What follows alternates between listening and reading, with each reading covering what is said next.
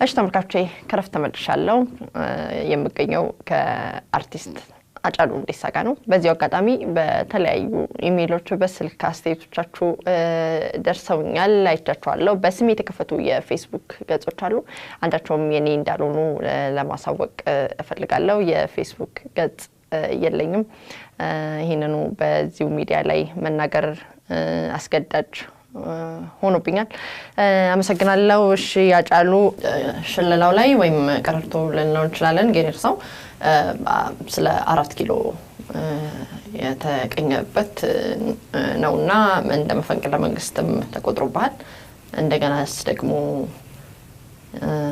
ያንተ ፈረስ 4 ኪሎ ምን ይሰራል እንደሚታወቀው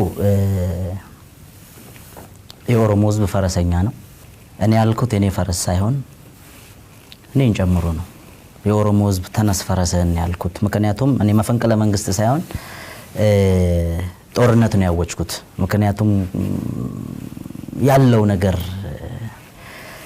የሰባት ወር ነፍሰ ጦር ስትገደል ከማየት በላይ የሚያስከፋ ነገር የለም በወለጋ ላይ ልጇን ገለው እናትየውን የልጅ ሬሳ ላይ ከማስቀመጥ በላይ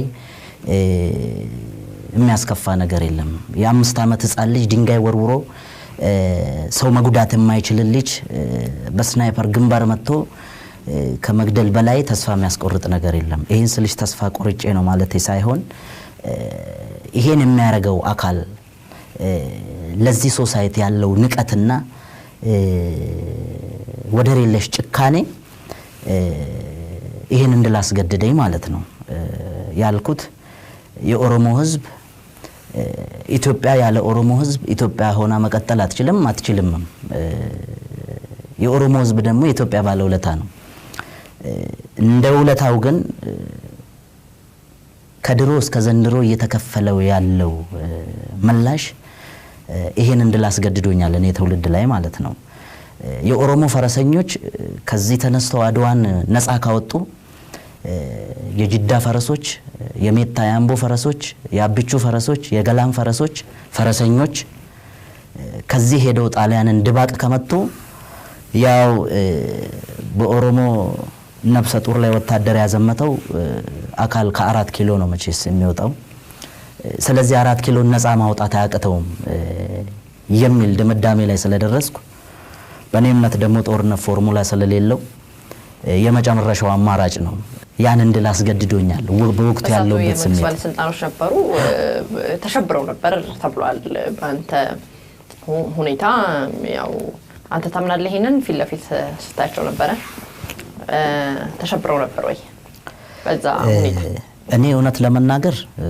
በንጋታው ቪዲዮ ሰዎች ሲያሳዩኝ ነው እኔ ራሴ እንደዚህ አይነት ኤክስፕሬሽን ማሳየቴን የገባኝ እንጂ በወቅቱ የመድረክ ላይ እውነቴን ነው ምነግርሽ ራሴን አላቅም በስሜት ነበር እንትንምለው ውስጤ በጣም ንዴት አለ ቁጭት አለ እልህ አለ እነሱን ግን ሪስፔክት ማረጋቸው ሰዎች ናቸው በወቅቱ ያሉ ሰዎች ይሄ ከዚህ ጋር ምንም የሚያገናኘው ነገር የለም ምናልባት እነሱ የፖለቲካ ሰዎች ናቸው አገር የሚመሩ ሰዎች ናቸው ሲስተማቲካሊ እነሱ በሚሄዱት መንገድ የኔ መልእክት ላይ ስማማ ይችላል እኔ ግን ከህዝብ ጎን መቆሜን ማሳየት የምችለው ባገኘሁት መድረክ ላይ በጥበብ ነው ማስተላለፍ የምችለው ያመንኩበትን ነገር ያመንኩበትን በወቅቱ ደግሞ ያደረኩት ነገር ለኔ ልክ ነው ዛሬም ድረስ አምንበታለሁ እና እነሱ የተረበሹት ምናልባት ይሄ መልእክት እዛ ቦታ ላይ ተገቢ አይደለም ብለው በእነሱ የፖለቲካ አካሄድ አምነውበት ሊሆን ይችላል እኔ ደግሞ ያመንኩበት ያ ነው ስለዚህ የነሱ መረበሽ ሳይሆን እኔን ሲታየኝ የነበረው በየቀኑ የሚገደለው ሰው ነበር ከፊት ለፊት የሚመጣው አባቱን ፊት ለፊቱ ያረዱት ያናገርኩት የ5 አመት ህፃን ልጅ እናቱ እና እህቱ አንድ ላይ የተገደሉበት የ7 አመት ምናምን ህፃን ልጅ እዛ ካምፔጅ ሳናገረው እሱ ነው እንጂ እኔን የሚታየኝ ሌላ ነገር አልነበረም ላይቭ ለምን እንደተቋረጠ ጠይቄ ነበር ላይቭ የተቋረጠበት ይመስለኛል ኢሞሽናል ሆኖ ኦዲየንሱ ወደ መድረክ ወጣ ወደ መድረክ ሲወጣ ሴኩሪቲዎች እንግዲህ ያው ላለው እንትን መድረክ ላይ ያለውም ኤሌክትሮኒክስ ምናምን እንትን ስለሚል ተቋረጠ። እኔን ወደ ባክስቴጅ ይዘውኝ ሄዱ ማለት ነው። ከዛስ ምን ተፈጠረ? ከዛ ባልገመትኩትና ባልጠበቅኩት ሴኩሪቲዎች ሲከቡኝ ነው ያየሁት። ግን እኔን ለመጠበቅ ሴኩሪቲዎች መጡ። ከዛ በራሴ መኪናም አይደለም የወጣሁት፣ ይዘውኝ ሄዱ፣ ሸኙኝ ማለት ነው። ከዛ ቀጥሎ የኦሮሞ ትግል እየተቀጣጠለ መጣ።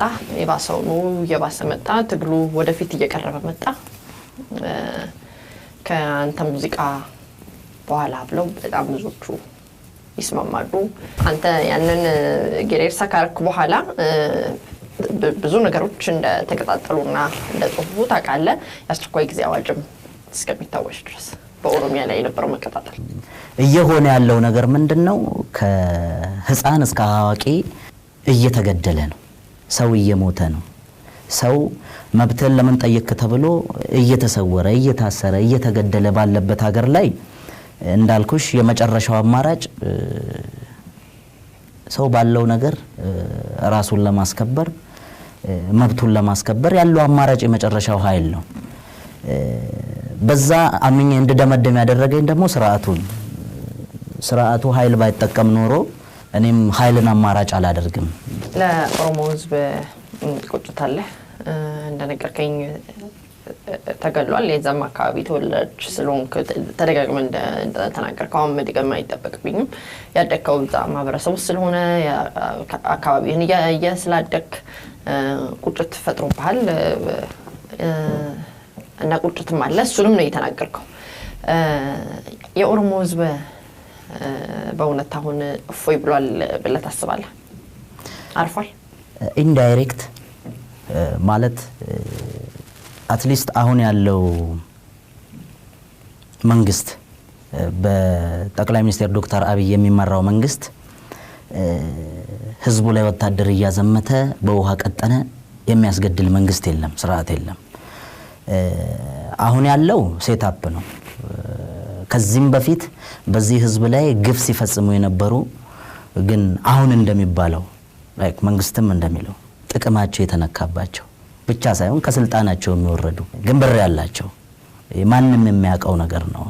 እነዛ ሰዎች በሚያደርጉት ድርጊት አሁንም ህዝቡ መላው ኢትዮጵያ ህዝብ የኦሮሞ ህዝብ ብቻ አይደለም፣ በተለያየ አካባቢ ግጭቶች ይፈጠራሉ። እነኚህ ግጭቶች እንዴት ሴታፕ እንደሚደረጉ ከኔ በላይ እኔ ግምት ነው ሊኖረኝ የሚችለው። ግን በሴኩሪቲ ስራ ውስጥ ያሉ ሰዎች ስፔሻሊ በደህንነት ስራ ውስጥ ያሉ ሰዎች ይሄን ነገር ያውቁታል፣ መንግስትም ያውቋል ብዬ ገምታለሁ። ምክንያቱም ለሰው አልፎ በሚሰጠው መግለጫ።